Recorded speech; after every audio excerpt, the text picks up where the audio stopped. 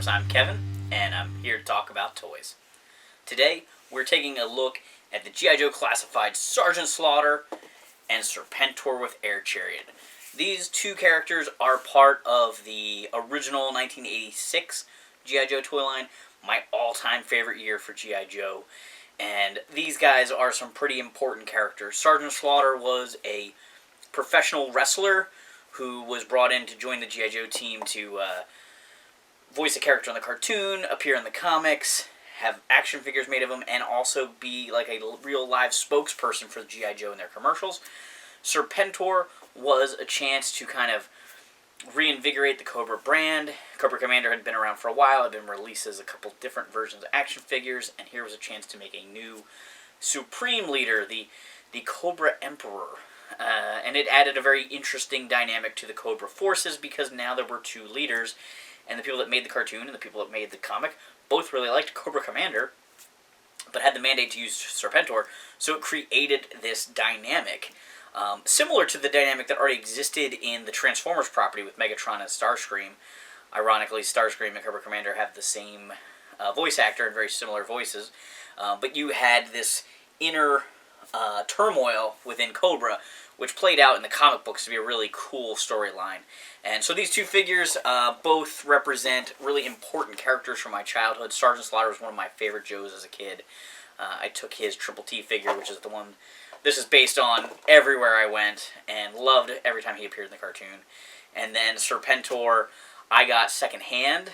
I didn't have him originally, brand new, but I got him somewhere at a yard sale or something like that. I don't remember. I think I do remember. I think it was at a G.I. Joe specific flea market. Some kids a little older than me were selling off their G.I. Joes. Picked up Serpentor without his cape and without his knife, but I had his pet snake, I had his chariot, his backpack piece and everything. And I really enjoyed Serpentor for a really long time. So it's really cool to be able to check these guys out. And let's take a closer look at them. Both figures start off with really nice packaging with great painted artwork on the outside. These, of course, are part of the new Hasbro No Plastic or Less Plastic initiative. They may have succeeded on Slaughter. I don't think they did on Serpentor, really. When you open up his packaging, there's a lot of plastic inside there. It's cool because it makes a really nice display piece, but I'd rather just have a window on the box that lets me see the toy inside. I used to never collect anything mint in sealed package, but over time got beaten down by the fact that that's kind of the preferred collector way, and I have a lot of stuff in the package these days. But I could not collect toys like this and just leave them in the package. I have no interest in just having the sealed box, really. It just doesn't do it for me. So let's get these guys out of the package real quick here so we can check them out. So there's a pretty big difference in packaging here. We open up Sergeant Slaughter's box, and there's a little tray that contains the figure, as well as another smaller cardboard box that's decorated up to look like a little footlocker that contains his accessories, while Serpentor has this plastic chamber to hold him and little compartments for his other accessories, and then more cardboard enshrouding his vehicle, which is painted on the box instead of being shown through a window. It's interesting. There's the Sarge and his footlocker. The footlocker seems pretty enormous considering I think there's a hat and a whistle and a gun and some hands in there. Maybe a few other surprises. So this is how they're avoiding plastic, putting accessories in little cardboard envelopes.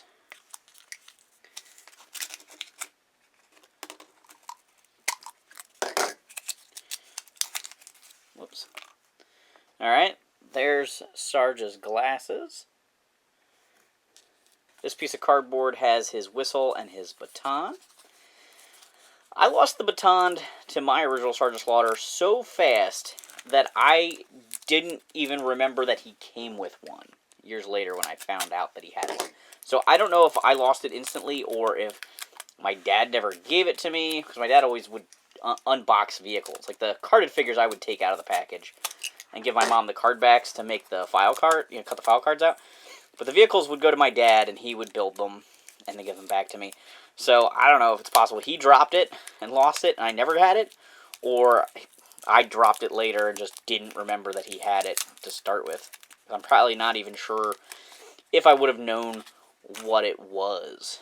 Got another item here. This is his weapon. No clip. This is the thing that worries me with this kind of packaging, is making sure you have everything out of the package. Now there's this bag here. It's kind of cool. Is the clip going to be in here? It's like a blind bag.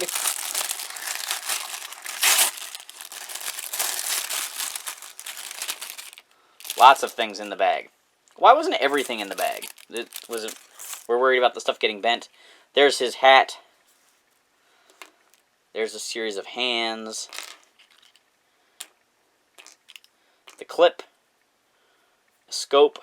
And perhaps the most iconic accessory we're getting here is the little tiny carded Sergeant Slaughter figure. It's collector-friendly packaging because this does slide out. But look, my Sarge is in there backwards. Is he supposed to be put in there backwards? That's definitely the front because his arms are crossed there. He's totally in there backwards. Weird.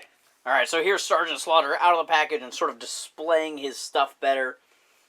He's got his hat, his glasses, and his whistle on. He's holding his baton. You can see I've got a series of hands lined up there. He has 2 pointing hands, 2 fist hands, which are the ones that come default on him, 2 accessory holding hands, one of which I swapped onto him, and 2 sort of like gripping or wrestling hands. He's got the weapon with the removable stock and removable flashlight, and the minifigure. So the company Super Impulse has a line of micro figures called the World's Smallest. And they have done He-Man and Ninja Turtles and G.I. Joe figures. I didn't take the time to go find a G.I. Joe one, but check out how tiny this Sergeant Slaughter is compared to the world's tiniest, or world's smallest. Now, these guys are actually slightly articulated, and this is just a micro figure. I believe we've seen this weapon before in the line, but I haven't. I've been bad about opening all my classified stuff, partly because I was in the process of moving. I opened all the early ones before I sold my house. So this is my first time seeing this weapon, and it's really cool that these things come off, like the clip, but I don't really do any of that stuff, so I don't really care. There was a point in time where that was important to me, that kind of stuff, because I used to do stop-motion animation with toys. For people that do toy photography, this is fantastic. But, again, I don't really see people... I can see animators making the guys reload, but if you're truly trying to get an action-packed photo, you're not having your guy reload. Here's a close-up of a bunch of the hands. These are great. I don't really need tons of hands with my toys. I do like a few here and there. Sarge comes with a lot. Piece count adds value, I guess. But I don't change the hands that often. I do know that's a little backwards that we looked at all his accessories first, but we know what Sarge looks like, right? We didn't have to start with him. Let's get the little stuff out of the way. Here is Sergeant Slaughter. He's got the camo pants. They did give him some knee pads, which is not quite traditional with his original figure, and he's got the green boot cover. So, you know, he is an update, not a 100% recreation, but he looks really good. Black tank top, very muscular, as Sarge has always been represented in G.I. Joe, probably in better shape as an action figure than he ever was as a wrestler. But that's okay. Action figures are for the imagination, and, you know, making Sarge be just like muscles on muscles, the He-Man of G.I. Joe, made him super cool to me as a kid. There's his little baton. It's got a little sculpted on strap there. It's not actually a loop or anything, so you can't hang it off his wrist. But he does have that accessory. I love that all of this stuff can be positioned, because this allows you to, you know, if you want to do that running pose, you've got that going on. He can't put it in his mouth. That would be a really fun alternate head. Perhaps would be, you know, a head with it that you could plug the whistle into and have a whistle that's, you know, molded with the strap that way. But, of course, you know, we had 6 sets of hands. So, hat is removable. I loved the removable hat on version 3 of Sergeant Slaughter as a kid. I loved that figure, mostly because he looked like he was ready for combat, but somehow the removable hat just seemed really fun. We've got the sunglasses here. Those are removable. They did a pretty good job with them. Glasses are really tough on action figures, especially in smaller scales. These look really nice. You can remove them, put the hat back on. Obviously, this is not how he looked as an action figure, but, you know, when he's wrestling, he's not wearing the hat. So, they did a pretty good job with the likeness on this figure. I think it looks a lot like Robert Remus, the guy who portrays Sergeant Slaughter. I've had the opportunity to meet Sergeant Slaughter before at RetroCon, actually twice. Super nice guy. I also met him at Joe Fest one year. Just such a cool guy to have part of the G.I. Joe community, and I love that he's so involved. His daughter, actually, Slaughter's daughter, has a YouTube channel, and I just love that we're getting him talking about his experience and sharing it with everybody. Sarge has articulation at 2 points in his neck, down here in the chest, as well as up inside the socket in his head there. He's got butterfly joints in his chest. They don't give him a huge range of motion, but they do add a little bit beyond what you're going to get out of his shoulder joint. Swivel at the bicep, double jointed elbows, swivels and rockers at the wrist. You know, all the standard articulation we've come to expect from these kind of figures. Ab crunch. He's got a pivot point here at the waist, which I love that kind of a joint because that's what O-ring Joes were like back in the day. He's got nice range of motion at the hip. He's got a rotation at the thigh. Double jointed knees. Ooh, this one's stuck. Hate when that happens. So there we go. Got to exercise that joint out. Swivel at the boot cut there, and rockers and rotation, pivots, whatever you want to call them there at the ankles. This guy is pretty fantastic. I have to give a big shout out to Patreon supporter Joshua2814. Josh and I have been friends for a while. He's actually been featured on SEO Toy Review before. He helped do some of the research on the episode about actors' likenesses. And when Serpentor became available as a Pulse exclusive, Joshua had signed up for the premium account, which allowed him to be able to order the figure, and he was able to score 2 of them. So when Serpentor came in, we had already talked about it on Discord as part of the Patreon thing. He was, able to order it, so I said, can you grab me one? It all worked out. I went to his house, picked it up, actually like right before Thanksgiving, and we hung out for a little bit, checked out his toy room, and that is kind of how this video was made possible. And so I have to thank all my Patreon supporters for the support they give the channel, but especially Joshua for hooking me up with a toy that appeared like it was going to be really hard to get. I know they did eventually offer some more on Pulse that were a little bit more widely available, but of course that would have just delayed me getting the figure. So super awesome of Joshua for hooking me up. Here we've got the Hasbro plastic-free packaging, plastic trays to hold 3 accessories. These 3 I already removed from their tray, and you can see there's some plastic around Serpentor, as well as some plastic in here for holding other stuff. So just put the window on the box. I don't get it, but here's how he comes packaged. I'm going to pull him out and we'll take a look at him. And there we have Serpentor, the Cobra Emperor, out of the package. The air chariot is enormous, which is fantastic. I love that it's big. And comes with a lot of accessories. We're going to break it down and check it all out here. And I'm going to start with Serpentor first, since I was weird and did Sarge's accessories first. Taking a look at Serpentor here, he has a lot of the elements of his classic figure. I don't think his helmet, headdress piece is quite exactly what we had going on with the vintage figure. It looks a little bit more stylized, a little more sleek, a little bit more modern.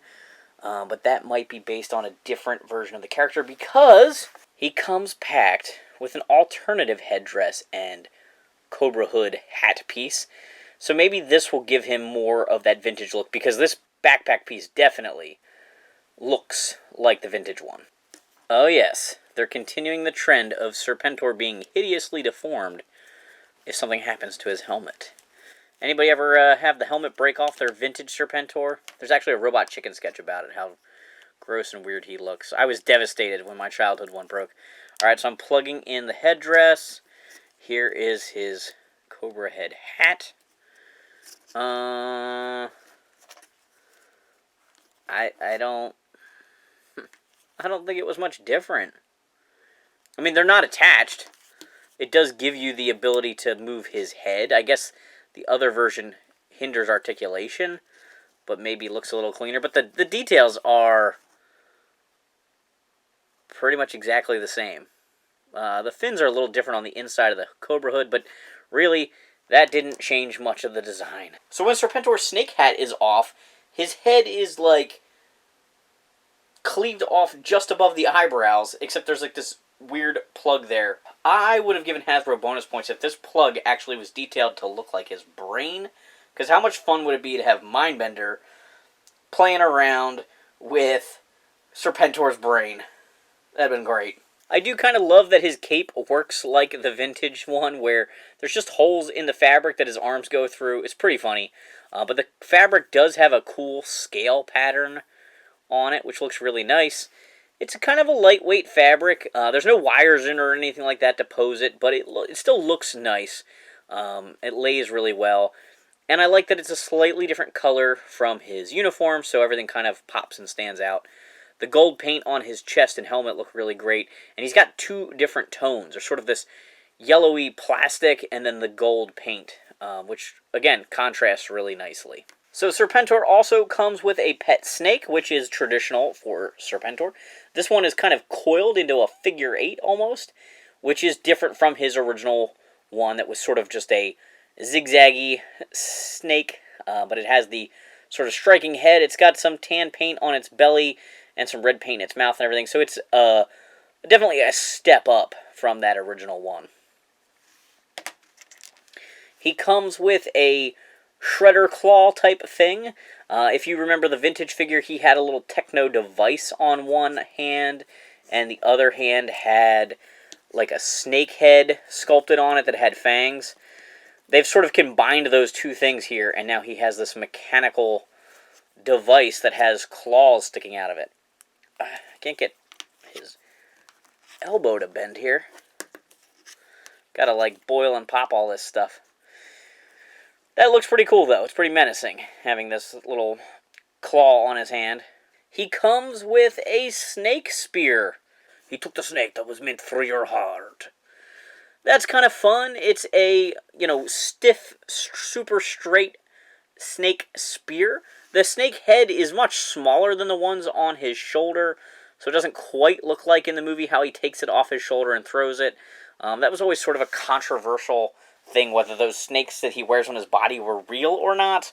Kind of an unusual thing, but it's fun that he has the spear, the snake spear. Now we need a Duke with a blood spot on his chest, and a crying scarlet. He's gone into a coma.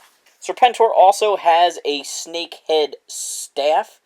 This is sort of like an ornate, ceremonial Cobra staff. We've seen these come with Cobra Commander figures, actually, fairly often in the, IJoe Cobra Spy Troops era.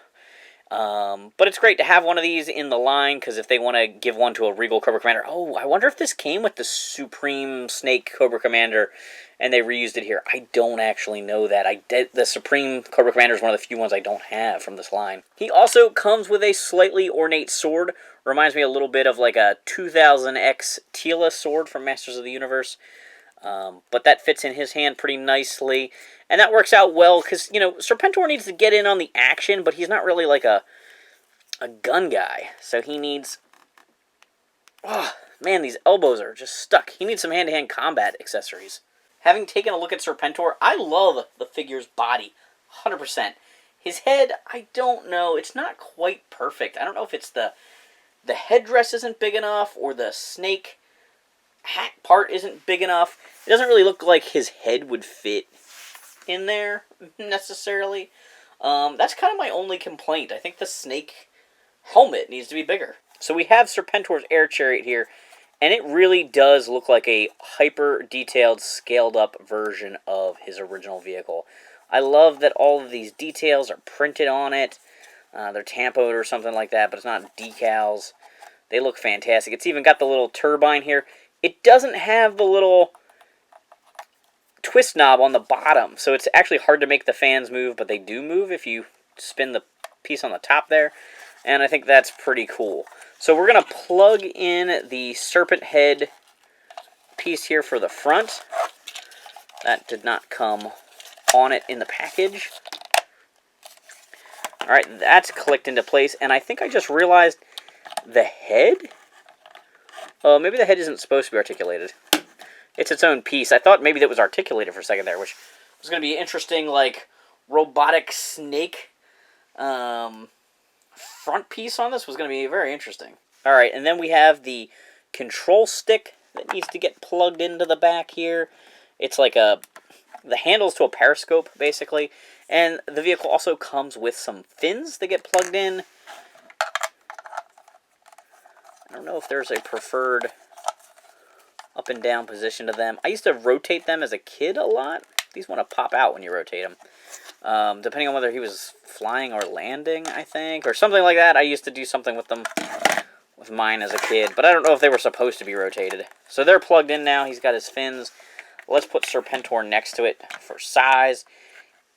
The snake on it, on the chariot, comes up to his shoulders when he's not standing on it, which is pretty incredible. He does have a foot peg, 2 foot pegs on the back here, where he's supposed to stand. There's that fatal flaw, the exhaust fan right where his cape goes. Alright, he's plugged on there.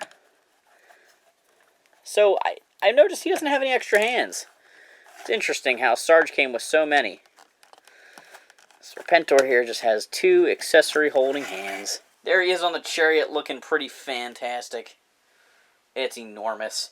And there's one thing left over from the package. There is a mystery bag, a blind bag. And I'm hoping it's the guns for this because the chariot needs weapons.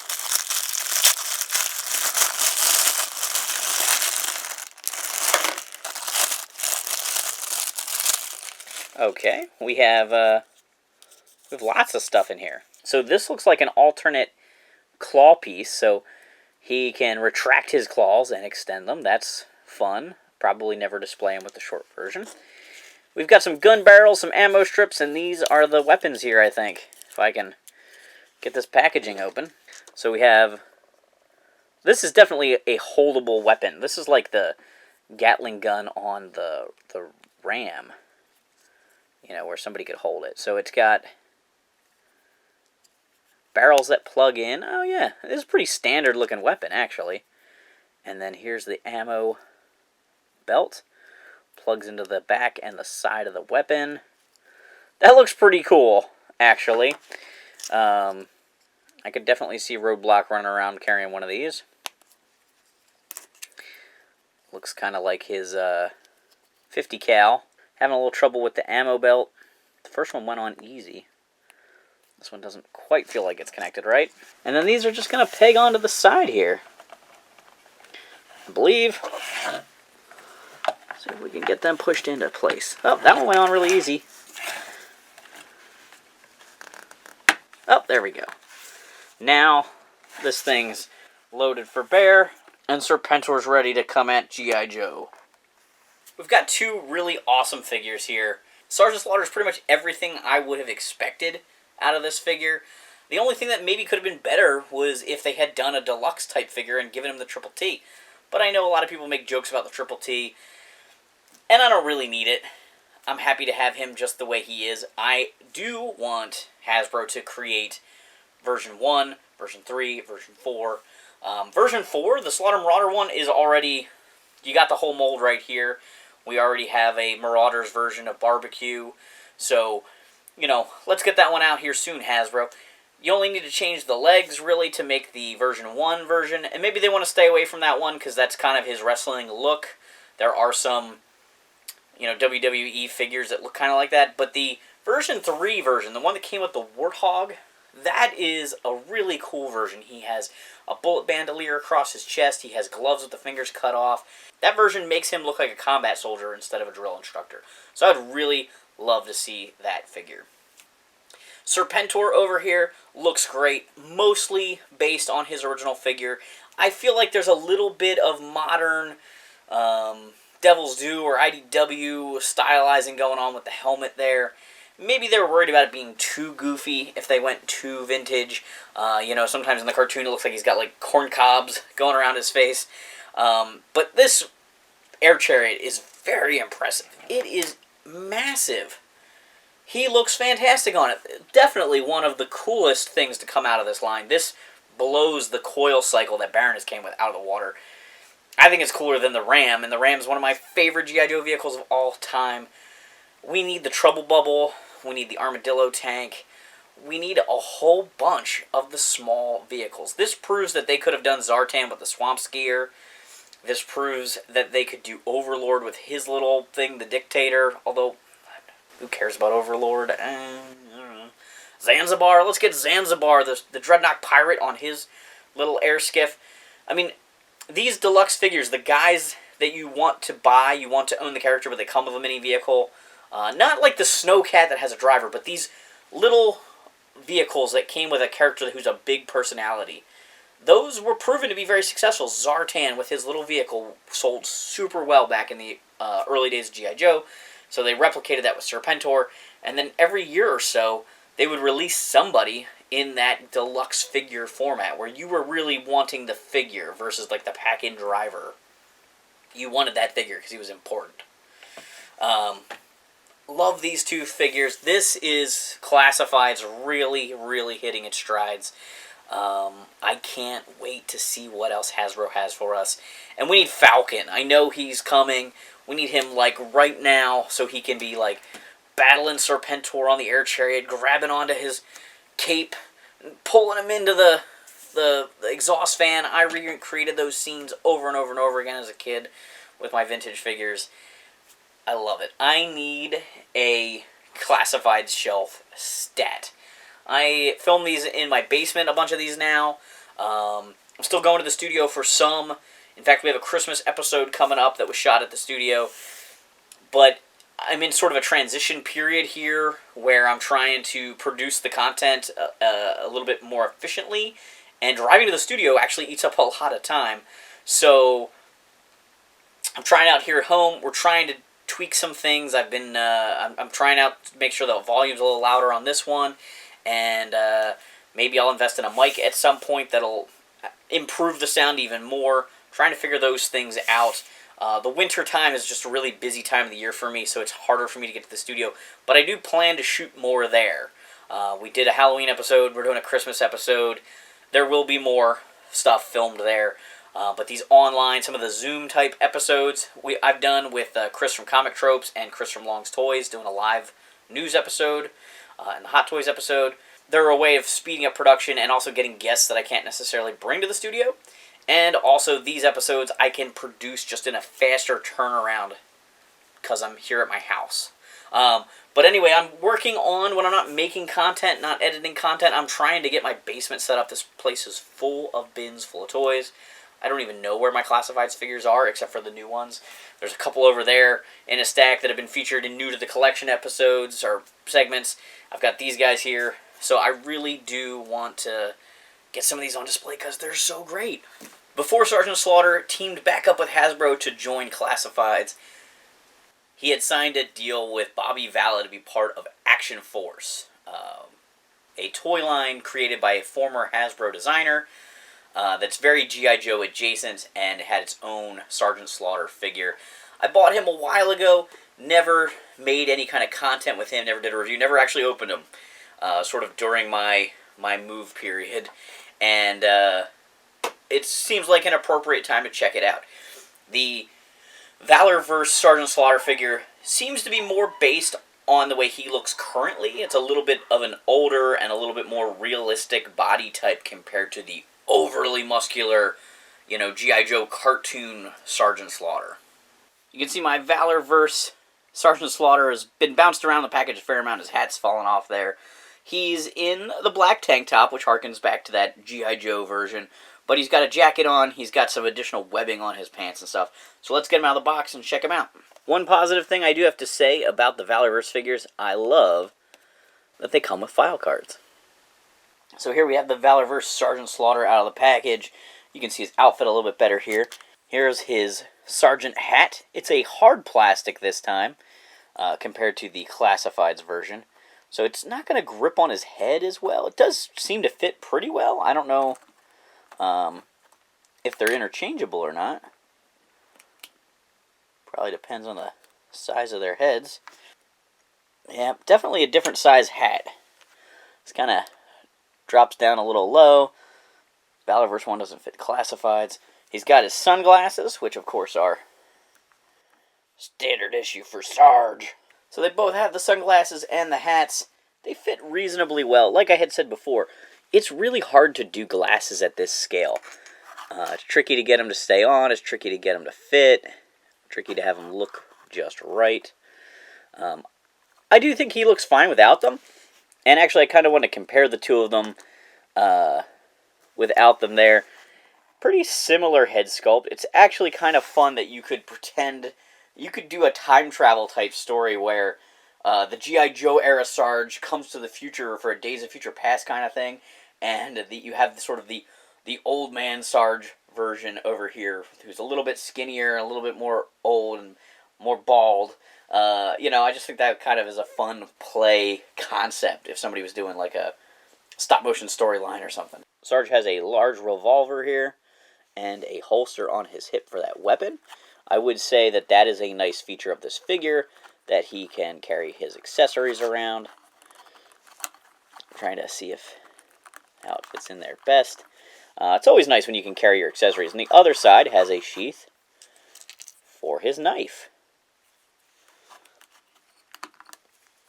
So no baton with this version of Sergeant Slaughter, but he does come with some weapons that he can use in combat, and it's nice that he can carry them on his tactical straps. So at this point, Sarge has all his accessories on him, but he also comes with a whole bunch of hands. So similar to the classifieds, Valaverse comes with lots of hands here. So he's got these trigger finger hands. He has standard accessory holding hands on. He's got fists. He's got a pointing hand, only one pointing hand in this version. He's got sort of a, I don't know, what do you call that? Is that a handshake hand? There's another fist, and there's another handshake, or maybe a grappling hand. They're pretty much the same type of hands that between the two figures. Sarge also comes with an Action Force figure stand. It has a couple of pegs on it. Figure stands are always a nice accessory to have. So I have a couple of WWE wrestling figures of Sergeant Slaughter that are in a similar scale. In fact, if I could find my classified tote bin, one of those guys is packed with my classified figures. But here we have the classified Sarge next to Valaverse Sarge. If Hasbro had never made a Sergeant Slaughter figure, would I have been happy with Valaverse? Yeah, I could have made do with him. Do I love the bigger, bulkier, more superhero version of Sarge? Absolutely. That is the Sergeant Slaughter I grew up with as a kid. IJoe! Thanks for hanging on the peg with me, guys. I hope you're enjoying the show. And, please like, share, subscribe. Consider joining the Patreon.